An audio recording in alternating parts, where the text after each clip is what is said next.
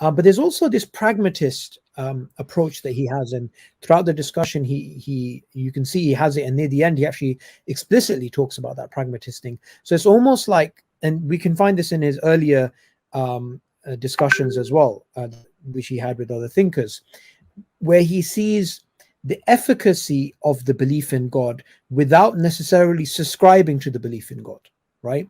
So he's a pragmatist from that perspective, and it's almost like it's irrelevant whether God exists or not.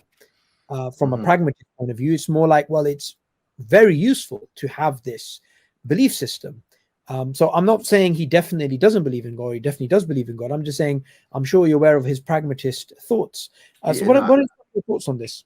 Yeah, I'm very aware that he's described himself as a pragmatist. I've listened to his dialogue on truth. I actually did a reaction video to it. And look, he's saying, look, he's it's nested in Darwinian principles, his belief in pragmatism. Yeah.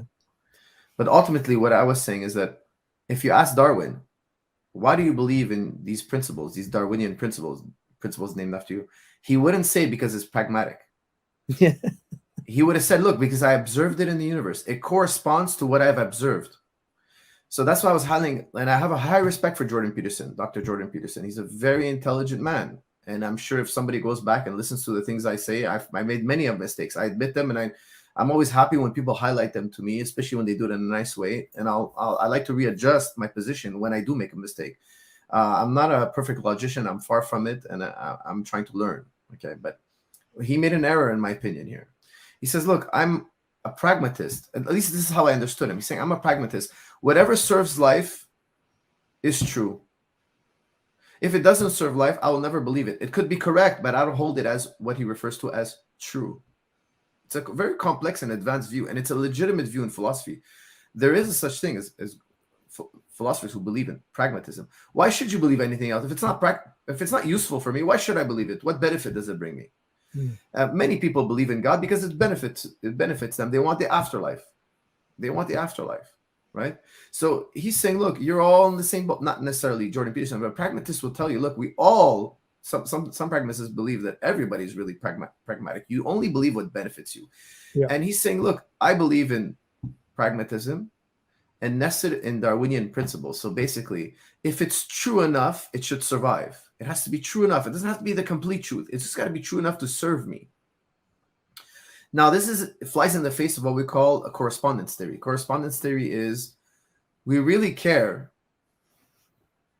to give a statement that corresponds to reality out there in the world. It corresponds to something. It's not just useful to me.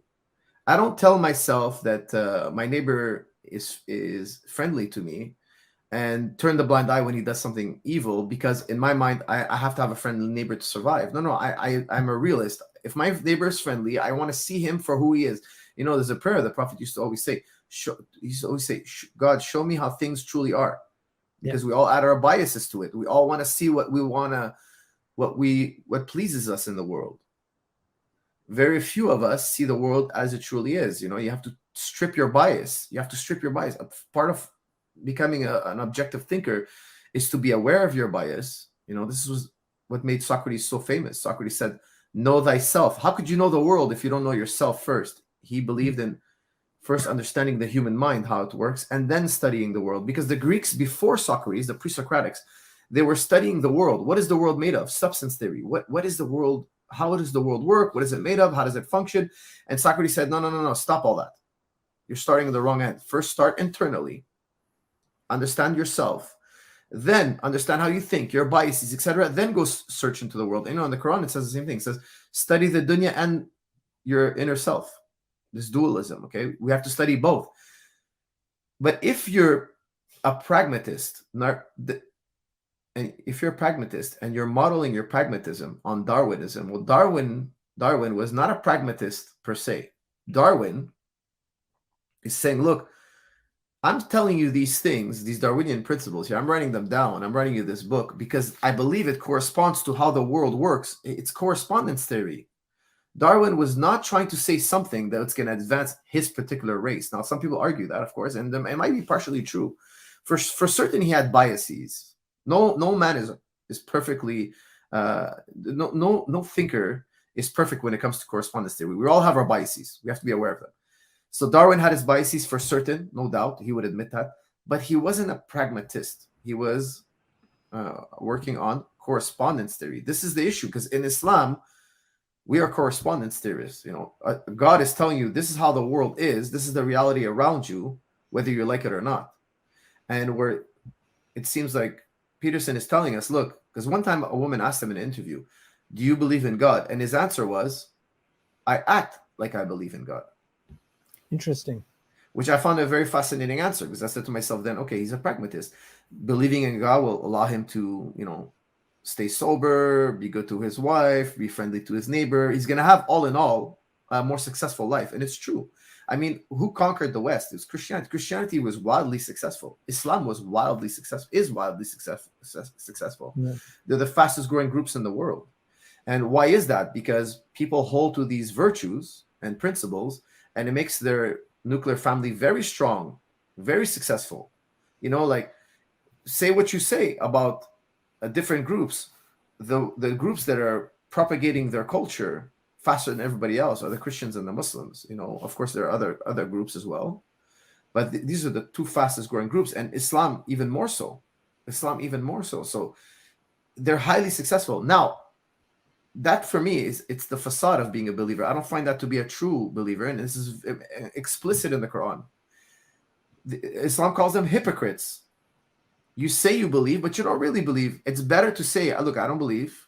I don't want to be at war with anybody, but I just don't believe it. I'm not convinced. Than to say I believe and not really believe. Why lie? Why be a hypocrite? So I think that religion is useful. Yes, definitely. Religion is useful. However, that's not why you should be a believer, in my opinion. Those are benefits, yes. But truly, if you're an authentic believer, listen, do you pray when there's nobody around? When you or do you only pray in the congregation? Do you only like that it's a good evidence that you're maybe not truly believing in God. Do you reflect upon God, or is it a non-topic until you see somebody else in your congregation, and then you're kind of like, you're just this you're part of a cultic system. I would like to directly ask that to Jordan Peterson. Like, do you actually pray to God when nobody's around? Do you talk about religion, or do you contemplate religion other than wanting to sell books? The selling books, is that why you study religion? Because there's a demand for it? Or do you believe there's actually, the world corresponds in a way that you're a human being and there's a God literally out there, or there's a God literally in existence, I should say, and this is of consequence to us in the next life? Or is it just profit and loss in this world? That's a question I would love to ask him, because he strikes me as a genuine person that will give me an honest answer. Absolutely. And I think Faraz, you hit upon a very interesting comparison between Darwin's correspondence theory, from which he proposed the mechanism of natural selection, which Peterson is using to actually anchor his pragmatist view, which obviously is against the correspondence theory. And then obviously you gave the examples of, well, is he studying religion, or is he doing these things for pragmatic purposes? But then the other question I guess we can ask is, if he is a true pragmatist, and a true pragmatist would have to find the best possible way of living a life which is going to give him the most meaning and happiness and value, well, why is it an Abrahamic faith? Why isn't it humanism? Because humanism, again, has its own principles. And just like, for example, in Christianity, we have certain principles, and those, from a pragmatic point of view, you can pretend are ontological realities. You could do the same with a humanist perspective. So why did he stop at Christianity rather than anything else? And shouldn't that be something for him to consider, about maybe there's something beyond the pragmatism here? There is truth behind these worldviews, which is why they have efficiency. Now, of course, we're not saying all of Christianity is true, but I hope you're getting my point about why it's almost arbitrary why he went to Christianity and nothing. That would be an interesting question to ask him. Why stop at Christianity? Why say God incarnate? Why do you believe that? Like, we want to know that part. Why don't you believe in God without that part? Because that's a historical claim. That's something you're saying now, that something happened 2,000 years ago in a time and a place, and you believe in it, and when I ask you why do you believe in that, it would be interesting to ask him directly, because he's a very intelligent guy. I'm sure he's thought of these things. But if you declare that you're just a humanist, you wouldn't have to argue for something that happened 2,000 years ago in a particular time and place. You could say, and he might say something like, I've heard a little bit of quite a bit of him talking. He's a very intelligent guy. He might say, look, it could be metaphorically true, not necessarily literally true. Like, for instance, I'll tell you what the way he described it. I heard him describe it once. He said, look, the story of the crucifixion is about the worst thing happening to the best person. And it's actually very interesting, his position. He's saying, look, whether it happened or not, bad things happen to really good people. Who can explain this? Now, the way the Bible frames it is that, look, the worst thing happened to the best person for everybody, for humanity. Yeah. And that this thing happens so that all your sins are forgiven. And, they have a narrative that goes with it. I wonder, does Jordan Peterson share in that narrative? Because the narrative he gives is that, look, this is the Bible's way trying to explain why sometimes really, really good people are going to suffer very, very bad consequences or fates in life. And we have to come to terms with it. But the Bible's narrative seems to be very different than what he was saying. Like, where does he take it from there? Okay, so something horrible happened to a good person, whether it be Jesus or your next door neighbor. She's a very sweet woman and she gets run over by a car. She was in the hospital for 8 hours, suffering horribly. She's never harmed a person. She's never said a bad word. She's the most friendly person in the neighborhood. Why did she have to why did she have to suffer so many hours before she eventually succumbed to her wounds and dies? That's what human beings have to grapple with all the time. We see this kind of thing all the time.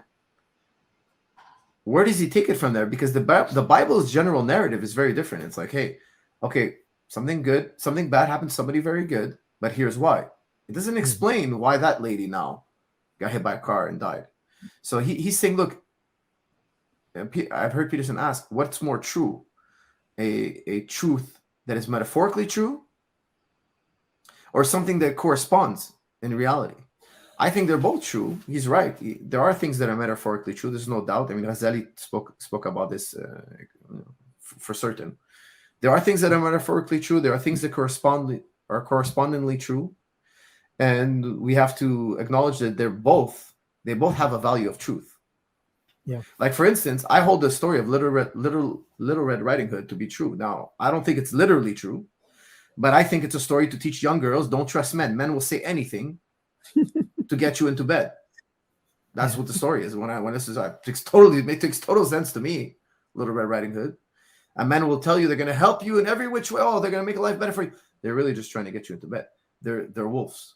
Now, I think Peterson leans on that more. So, do Christians consider him a literal Christian? Because if you ask the Pope what's a Christian, he's going to say, if you ask St. Paul, what's a Christian? He says, look, you believe Jesus died and rose literally, because if he didn't, our faith is in vain. Like, that's something I would ask Peterson. I'd say, how can you say that? Because I'm assuming he would lean to the metaphorical truths. But the Bible, Paul at least, is telling you, look, if you don't believe it, if Jesus literally didn't die and he didn't literally come back to life, so he literally has the keys to life and death. If this is not the case, Paul is saying in the Bible, everybody knows this. Everybody who studied Christianity knows this. Paul says, if it didn't happen, literally, our faith is in vain. All your praying, all your kneeling, all your going to church, it's for nothing. How does Peterson deal with that? Is he saying, look, is he a higher authority in Christianity than Paul? Is he a different sect than Paul? Like, these are questions I would love to ask him, because it brings the literalism of Christianity. Because you can't take that, in my opinion, I don't know how you could take that figuratively, what Paul is saying. Jesus literally died, born, raised, and then died for 3 days and came back to life. How could you say that's figurative? Paul is literally saying, he's saying, if this didn't happen, we're done. It's over. Yeah. So I don't think Christians take that figuratively, to be honest with you. I don't think any Christians take that figuratively. So where's he going with this? Is he trying to bring us like a neo-Christianity, a new way of thinking about Christianity? I don't know if he's, I'm uncertain about it. I'm uncertain of what his position is. Yeah. I mean, one way of thinking about it is perhaps some liberal Christians have lowered the threshold so much that they're willing to basically accept someone like Peterson as a cultural Christian.